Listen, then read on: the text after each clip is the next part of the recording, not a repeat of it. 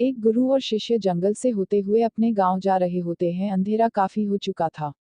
शिष्य ने अपने गुरु से कहा कि गुरु की काफी रात हो चुकी है, अगर आप कहे तो आज की रात यही आसपास के किसी गांव में गुजार ले। गुरु जी ने अपना सर हिलाया और वो आसपास के गांव में एक छोटे से घर के पास जाकर रुके। अब जैसे ही वहां गए तो गुरु जी के शिष्य ने दरवाजा ठकठकाया। उस घर से एक गरीब आदमी बाहर आया तो गुरु जी ने बोला, हम अपने गांव जा रहे थे लेकिन काफी रात होने के वजह से हमने इसी गांव में रुकने को सोचा। क्या हम आज रात आपके यहाँ रुक सकते हैं? गरीब आदमी बोला, हाँ क्यों नहीं, आप दोनों अंदर आ जाइए। अब जैसे ही गुरुजी अंदर गए उन्होंने देखा कि उस आदमी के घर में बहुत ज्यादा गरीबी थी। गुरु जी ने उससे पूछा कि आप काम क्या करते हो? वह गरीब आदमी बोला कि मेरे पास बहुत सारी जमीन है। तो गुरु जी ने बोला, अगर तुम्हारे पास बहुत सारी जमीन है तो इस तरह से क्यों रह रहे हो? वह आदमी बोला, यह किसी काम की नहीं है। गांव वाले बोलते हैं कि ये बंजर जमीन है, यहाँ पर कुछ भी नहीं उगाई जा सकती है और वहाँ फसल उगाना बहुत बड़ी बेवकूफ़ी है।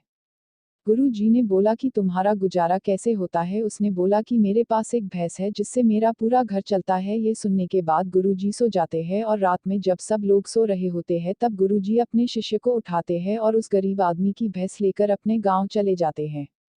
शिष्य अपने गुरु से पूछता है कि गुरुजी कहीं आप ये गलत तो नहीं कर रहे हैं? उस गरीब आदमी की रोजी रोटी इसी भैंस की वजह से चलती है। तो गुरुजी अपने शिष्य की तरफ देखते हैं और मुस्कुराते हुए आगे बढ़ जाते हैं।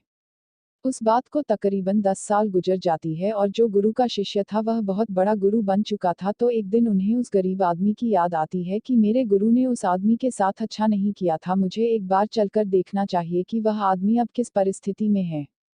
वह शिष्य उस गांव की तरफ जाता है और वहां जैसे ही पहुंचता है तो वह देखता है कि जहां पर उस गरीब आदमी का झोपड़ा था वहां पर एक बड़ा ही आलीशान महल बन चुका था और उस झोपड़ी के बाहर जो बंजर जमीन थी उस पर फल और फूलों के बगीचे थे।